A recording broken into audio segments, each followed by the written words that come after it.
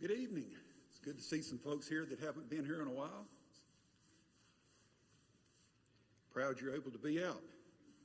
We're going to sing Walking in Sunlight before Adam's lesson tonight.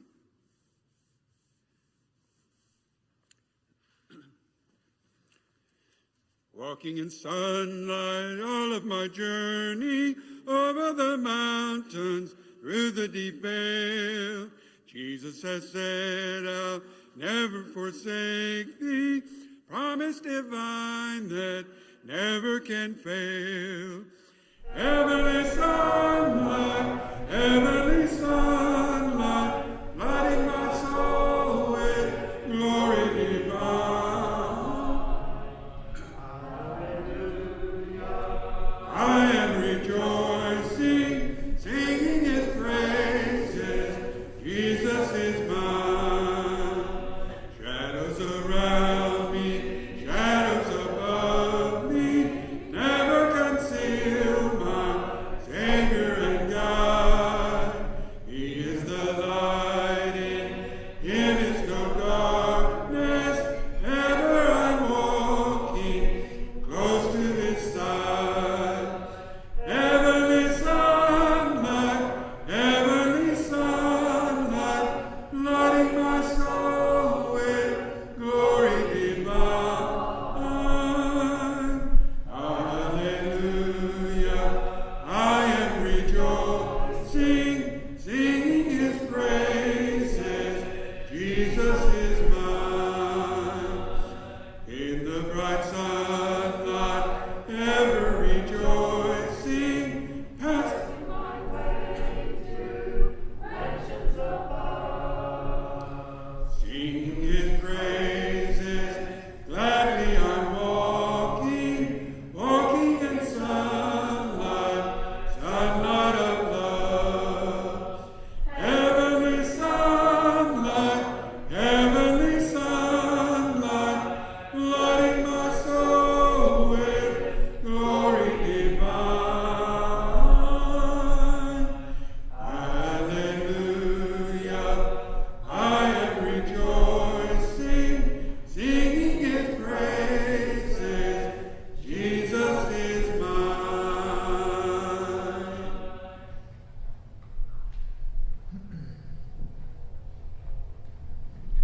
Thank you, Dale. Good evening. It's good to see everybody here. It's good to see Dr. Smith and Miss Linda here tonight. Haven't seen them in a long time. But they've got both their vaccinations, and I think a couple weeks ago, when they got their second one, and so they're here, and we try to put the camera on them, but we can't. We're not that advanced, and Linda would kill me, so we're not going to do that. But it's great to see them, and I know that a lot of our members here are getting vaccinated, and a lot got their first shot this week, and a lot have gotten their second one, and I know a lot of you at home have gotten it, and so we hope that when you get both of yours, you feel comfortable enough to come back here. It's just really good to see family that I haven't got to see. Just really, really, really good for me, at least, because I'm last on the list. So, appreciate that.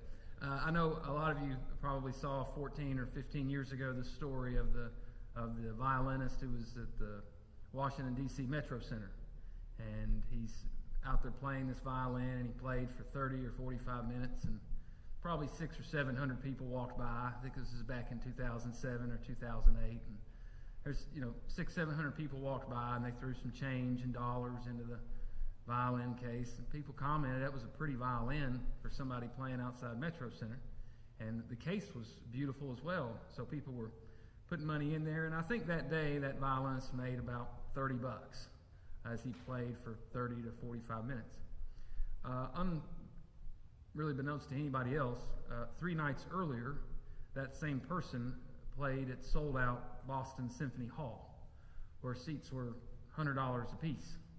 And that violin that was so pretty is actually worth $3 million because the violinist who was playing was Joshua Bell. I'm sure a lot of you have heard his music. But he was doing it for an experiment. He was doing it to, it's kind of a project of his, but he played this sold-out concert hall in Boston, and 3 days later he's playing outside of Metro Center in D.C., and not a lot of people really knows who he is. Nobody recognized him because, he made the whopping $30 when he played. And I forgot about that story, and maybe I didn't even know it, but because I was thumbing through the internet today, I was thinking about talking about recognition, and I saw that. And I thought, maybe it's just that we don't pay attention, or maybe it's just it's not in our element, or maybe we're not in the right environment. We get outside of our environment, we don't see things, we don't recognize things, and I think it's really important that we try to recognize. It takes effort to recognize. It takes effort to see what we need to see. And so I want to talk to you about that tonight. I want to talk to all of us as we get vaccinated, as we try to make our way back here in the next few months, to try to get back to life and get back to some kind of normalcy, if that's even possible, that we start to recognize things that maybe we forgot. And so tonight I want to remind you to recognize three things in your own daily walk as you encounter who you encounter, and just keep an eye out as we try to do that. First thing we have to do is always make sure that we make an effort to recognize Jesus when he's standing right in front of us.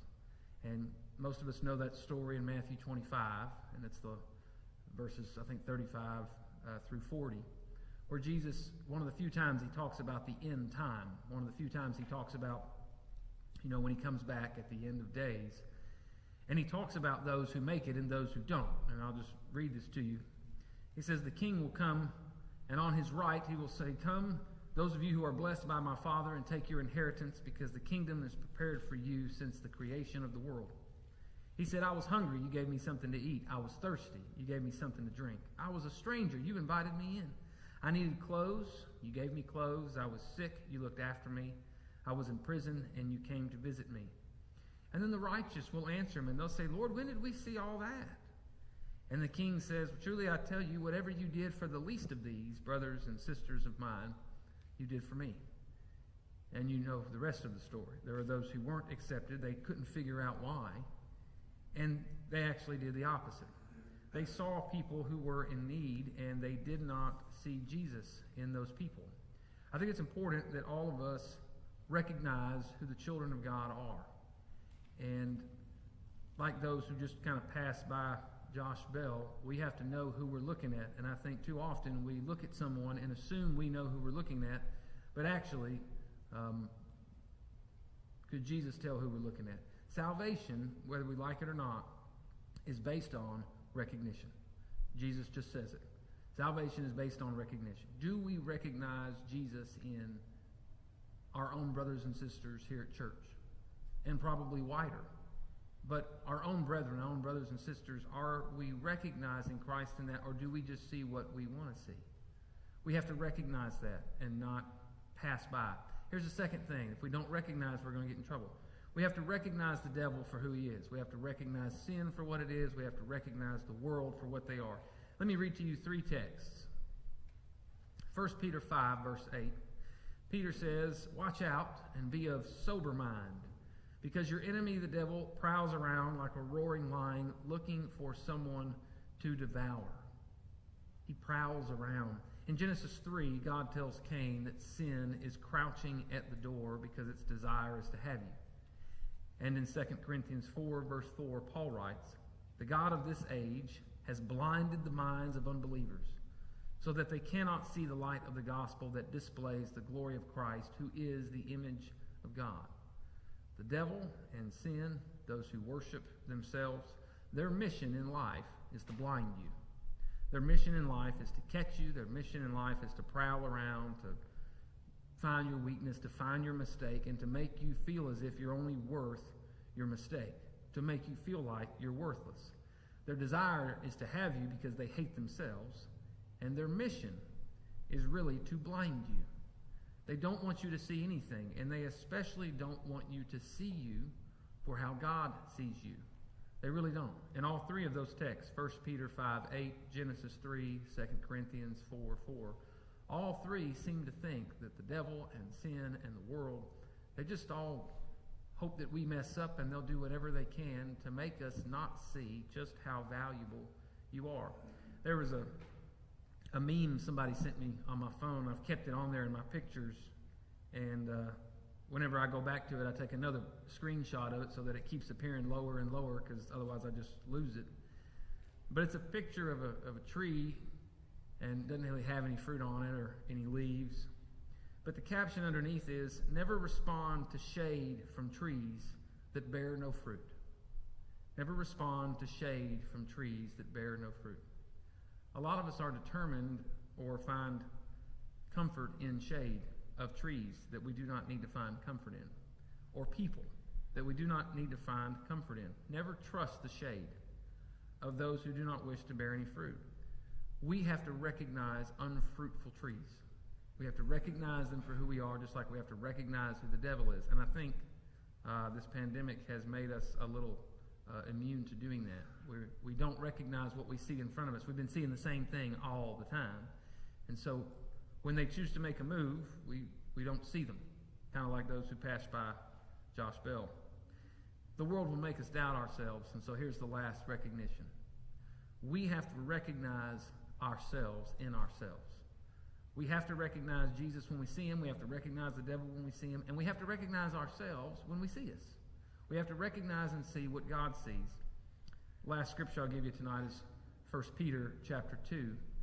And I think Peter's about had enough of people feeling like they don't matter, or people feeling like they're not any better than their worst mistake. Peter says, he's talking to the church, by the way. Y'all are, everybody, y'all are a chosen people, a royal priesthood, a holy nation, God's special possession, so that you may declare the praises of him who called you out of darkness into his wonderful light. That's a powerful text. And if you don't remember anything else, just remember this. You are and always will be acceptable in God's sight. You're good enough for God.